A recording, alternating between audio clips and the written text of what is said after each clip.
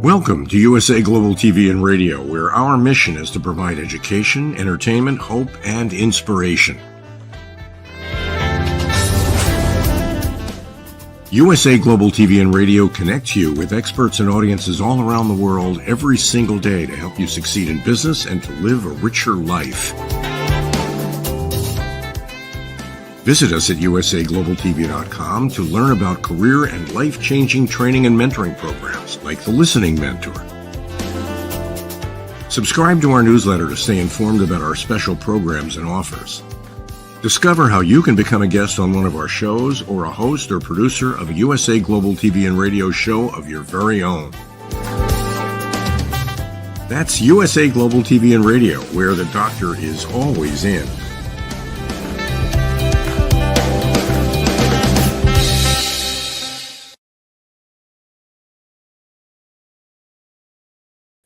Hello, welcome to USA Global TV and Radio, where we provide world-class education, entertainment, hope and inspiration.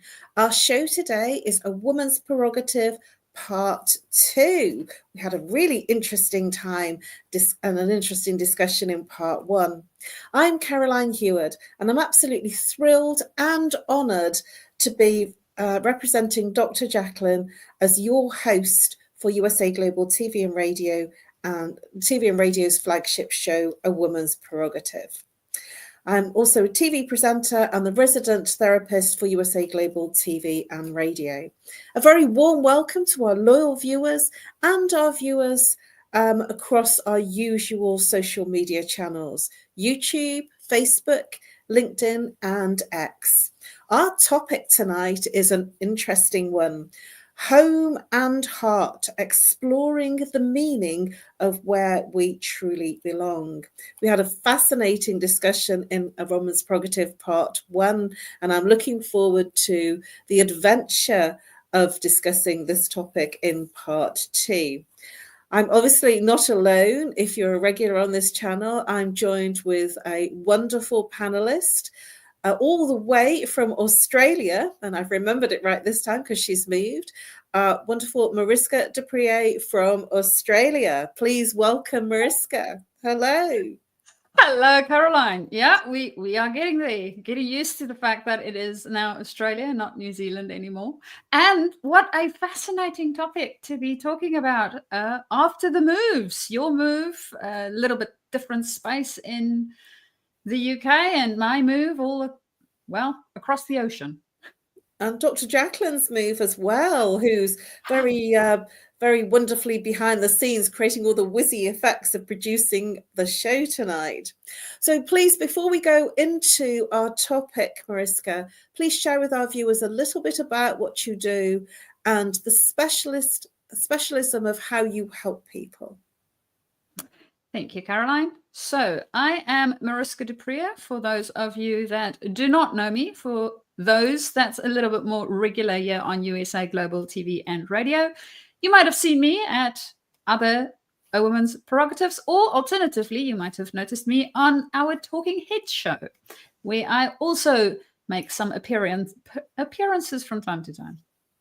So what it is that I do is I work and partner with leaders. Now, whether you are an emerging leader going from a specialization into leadership, or it might be that you are moving up within your leadership space, that is where I help. And I help you to bring more humanness into your space because, well, if we started off as a specialist in some shape or form, we have a tendency to be very well versed within our area of expertise, but not necessarily within the humanness space. Even if we were to be a doctor, the diseases and the human body might be very well within our space, but not necessarily the human and how to work with other humans to get the best out of them. So that's where I come in. And you can typically find me either on LinkedIn or alternatively, you can also reach me via email, which is mariska@journey2discover.com. And with that, Caroline, over to you so we can hear where to find you and what you are doing. Thank you very much, Mariska. I love that too bit. I'm known as the Harley Street Stress Expert, and I have been working with people for over 2 decades. I started working with people, helping them bust their stress since 2000, when I solved my own anxiety and depression after losing my dad. I help people break through the patterns that create their everyday stress. Usually when we're stressed, we experience it in a regular way, whether it's physical, emotional, mental, or behavioral, whether we're not sleeping, complaining about that physical ache or pain, or whether we're complaining about a relationship, or we're complaining about a situation, that something repeats. I call it the revolving door, that we keep going back to experiencing the same thing, different person, different time, different situation, that same experience. And I help you break through the root cause of what's creating your repeating patterns of the way you experience your stress. And you can find me on LinkedIn. You can follow me on LinkedIn, on Facebook, and also on YouTube, on USA Global TV and Radio. And you can just search for my name on the channel, and under the playlists, if you find my name, you will find all of the episodes that I have done on USA Global TV and Radio. So let's get into the topic, Mariska. A reminder: home and heart, exploring the meaning of where we truly belong. So Mariska, please do share with our audience, whether you're on the live or the replay, what home means to you personally. When you hear the word home, what does it bring up for you, and what does it mean for you? Caroline, having moved quite a few times, it is a very interesting concept. When does a place become a home? And I've been thinking about this lately as I have moved countries, and it's also been a evolving way of life, really, because for those of us that have immigrated and moved countries, it is quite a bit of a shock. So if you were to think about a full-grown tree that's used to one specific area where it grew up from a seedling until its full grownness, and now all of a sudden you are taking it out of the soil, literally, and replanting it somewhere else.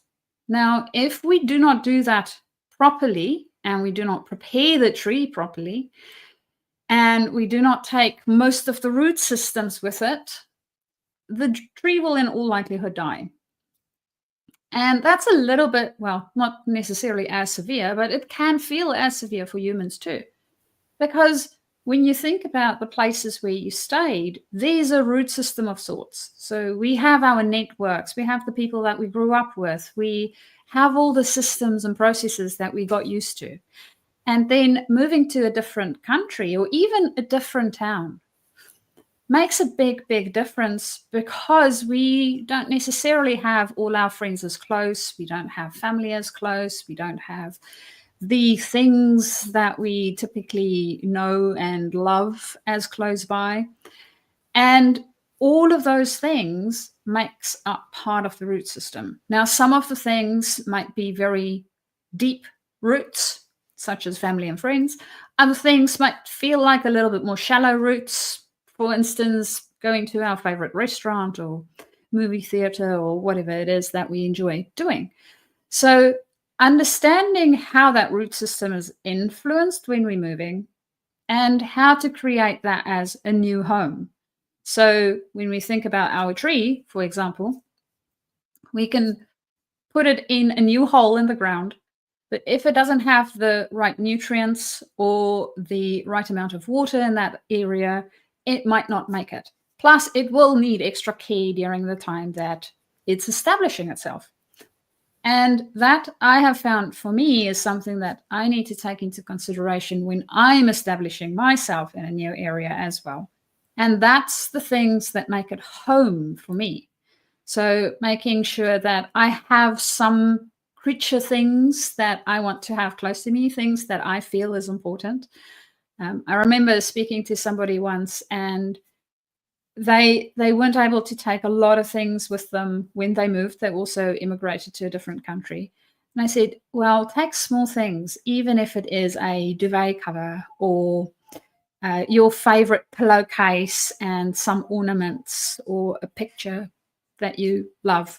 Something small that can still fit in your bag, but when you have it on that side, it still feels like it's yours and it's home for you, even if it's just something small. And then the other thing that I found for me is having some regular haunt of some sort that I can create within the environment where I'm staying. So getting a favorite coffee shop or a park that I enjoy going to. That also helps me to make a place feel more homey. So that's a couple of things that come up for me when you speak about home. And I know that you also moved. So what do you find for yourself? Thank you, Mariska. I was nodding a lot when you were going through that list. And from my perspective, everything that you've just shared in terms of what makes a home is exactly the same for me. And the addition of what I didn't share earlier on is that the people, the communities is very important to me. And I built an extraordinarily wonderful community in London, as I did when I was in Birmingham in my family home with my parents and my brothers. And I'm very good at building communities, but it takes me a little while.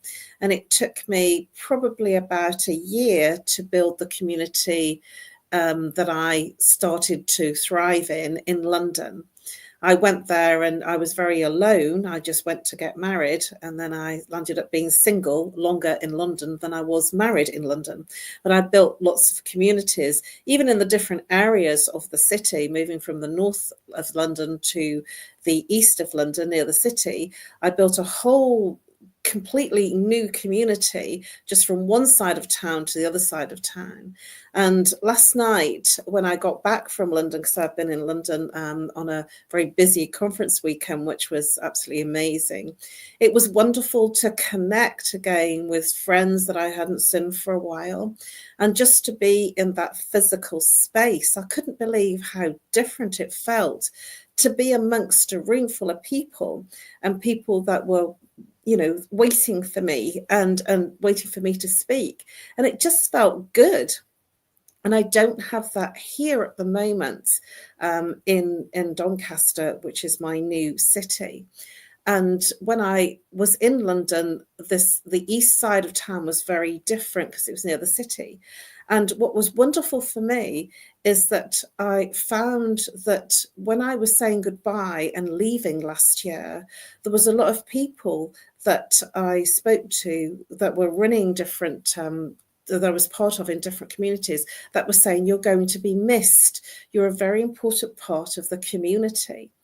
And that made me feel very heartened, because that's what I felt. I felt that I'd built a community of social and a community of friends that I probably wouldn't have had if I hadn't have gone out and done things. So I had a gong bath community, I had a chanting community, I had different shamanic community, I had a conference community. And I know this sounds all a little bit crazy, but it was something that was really important to me. And I came here last year knowing no one, having nothing, and I'm building a business community by joining an organization called a Federation for Business, Small Business. And last week I went to a meeting, it was a conference, and it was amazing. Sorry, it was 2 weeks ago. It was absolutely amazing because I suddenly felt I was part of something. So that very much sounds to me like home is not just the house and making it right, which is what I extensively talked about in part 1. It's also about the networks and the social and the people, because that's very important to me. So thank you for bringing that up for me to share that insight from my perspective of I hadn't really settled in London until I started building my external communities and networks.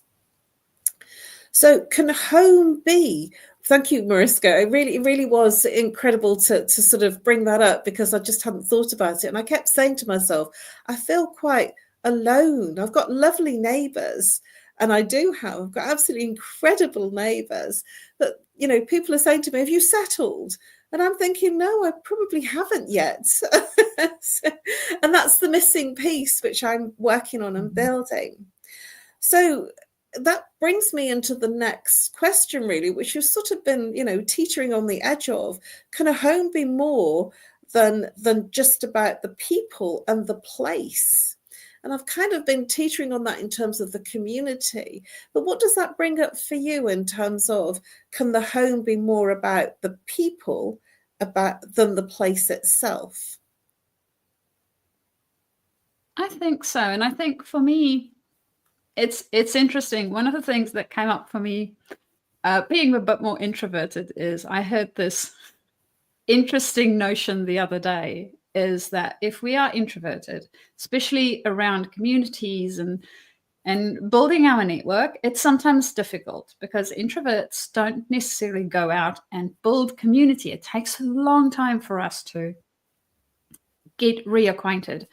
And thinking about myself not being in a physical work environment, it is even more difficult because I literally see the people that I see at the till when I buy my groceries and stuff like that. And well, it's not exactly like I'm going to go, oh, hello, would you love to have a cup of coffee with me in the afternoon? So it does become a little bit tricky. So the notion that I picked up was to have an extrovert adopt you.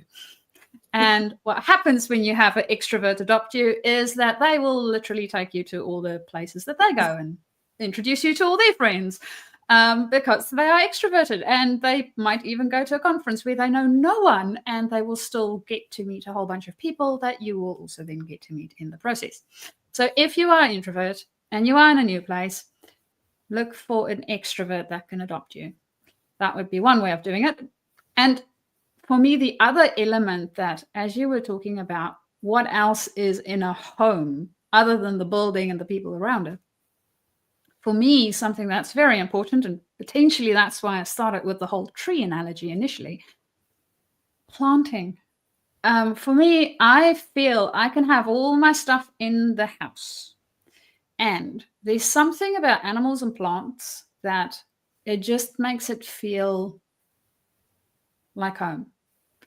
If I have planting that I have around me, typically in pots, as I have been moving around quite a bit, as well as some form of animal, or at least getting to know the bird life in my environment, that helps me to also feel like this is home. I get to see how the things in my environment and in the ecosystem in which I am introducing myself into starts to interact with each other. And I love that element of it. That to me then starts to feel like, that I have, for instance, a crow that is coming to visit me every afternoon, around about 1 o'clock. It will hop on the fence and come and have a look whether I have put some food out for it. So I have a visitor, and it's not a human visitor, it's a crow. And I quite enjoy it when my crow comes and visits me. And it feels like that to me is home. So, Caroline, when you think about home, and I know we don't have loads of time, but what is it that comes up for you? I love your crow. Me too. Well, it's a really interesting question, because what I'm doing is I'm building that community. And what I'm finding is that I build community in the things that I need and the things that I want to do. So, for instance, 90 seconds walk around the corner from my home, literally 90 seconds, there is a post office that is also a bank, so I can pay money in and I can take money out, which is really amazing. And I didn't realize post offices did that. And about 3 more doors up, there is an incredible printer who saved my life. He organized some flyers, some booking forms for me overnight within 24 hours. I briefed him on Wednesday morning, and on Thursday at 5:30, I had them in my hot little hands. And he'd organized some new business cards because I was speaking at this conference on the weekend. And I just kept giving them hugs. I said, "You're amazing, and I'm going to talk about you on the show." And I didn't even think that I could bring this up in the show, but this was what made me feel like I'm building my network of things that I need. So last year I discovered that they do photocopies. So they photocopied all my bank statements that I needed for my accounts that needed to be filed and sort of double quick time. And I just feel like I've just gone around the corner and they're all there. And when I was calling to find a local printer that I could do the photocopies for last year, I said, I'm just looking for, I was going to go into the town centre, and I couldn't find anywhere that was reasonably priced. And then I just Googled, on the internet, and found that there was one literally 2 minutes walk, if that, around the corner from me. And that to me is building really trusted networks of services that I need. And that feels very powerful for me, and that makes it home. And I will absolutely concur with you in terms of pots for plants. I've just invested in some peat-free compost for 6 pots, and I've got 300 bulbs to plant, and it keeps being icy cold. So I can't wait till the spring, and I've got to buy the pots. So this is something for my outside, first time for 24 years that I'm actually creating that outside environment. Mariska, thank you very much for bringing that up, because yes, the printer is like sort of my piece de resistance. I think he probably thought I was going mad when I kept giving him a hug. He didn't even ask for a deposit, because I'm sure that he thought I was going to come round and pick them up anyway. Is it possible to feel at home in more than one place, Mariska? And we'll keep the answer short, because we're really sort of cutting against the fine time of our divine hour. Yes. Yes. I think so. For me, in my perspective, yes. And to go back to what you said earlier around when you went back to London and you reconnected with your community there, I think that is the times when we can have a home away from home. I know that there is nothing that sleeps as well as my own bed. I love my own bed and my own pillow. I'm sorry, no other bed or pillow just compares. Doesn't. And in saying that, there is places that feels like home away from home. It is good to be at my own, where I can do the things that I want. And it is wonderful to go and visit those places where we might have had connections or built those connections in communities before, that we can return back to. So, yeah, I do think that it is possible. What's your thoughts on it? Well, my thoughts are my family home is always going to be my home, you know, and I call it my family home where I grew up. And it feels like home because all the TVs are on in all the rooms, and it's noisy, it's chaotic, and it's home. You know, it's what I grew up with. But just thinking about it now in this moment, there are times when I say I feel I'm home. And I felt like that. And I said that when I was at the Universal Peace Federation at the very first meeting. I felt that I was with like souls, like minds, and like people. And I felt comfortable because it was the people. I felt comfortable and it felt like home. And when I went to my very first Buddhist meeting, when my marriage broke up in Northwest London, and I went to my very first meeting, I remember saying, I put up my hand and I said, I feel like I'm home. I feel like I'm with other people that sound like me. And I remember feeling very emotional about that experience, because other people were talking like me and I hadn't known that before. And I know that sounds a little bit on the edge, but it did feel like that. And these are two organizations and that I felt home. And so home was a place inside me as well as a place that I go to. It became a place inside where I felt at home. Well, we're right up on top of the hour pretty much. So please, Mariska, share your contact details for our viewers before we say goodnight. So if you would like to get a hold of me, you can do that via my email, which is mariska@journeytodiscover.com. And you can also text me on my LinkedIn and we can start our conversation that way too. So if you are a specialist moving into leadership or a leader wanting to move up in your leadership and bring a little bit more of your humanness and your team's humanness into that space, do reach out. How about you, Caroline? Thank you, Mariska. You can reach me on nomorestress@live.co.uk or call if you're international +44, if you're local 07523 120 189. As I said earlier, you can follow me on LinkedIn and Facebook.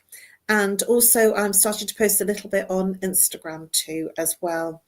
And I'm looking forward to helping you bust your stress. Thank you very much, everybody, for joining us. It's been an incredibly fast-paced and really, really momentous episode. I've really enjoyed this episode, and it was an exploration of home and heart, exploring the meaning of where we truly belong. And I feel that we did that justice tonight, Mariska. Thank you very much for joining us. It's been wonderful. I look forward to seeing you next week for a Women's Prerogative Part 1 at 7 p.m. GMT time and 2 p.m. Eastern time, and Part 2, a Women's Prerogative at 4 p.m. Eastern time and 9 p.m. Greenwich Mean Time. Thank you very much, everybody. Have a wonderful week, and I look forward to seeing you next week on tomorrow on Talking Heads, and next week on A Woman's Prerogative. Bye-bye for now.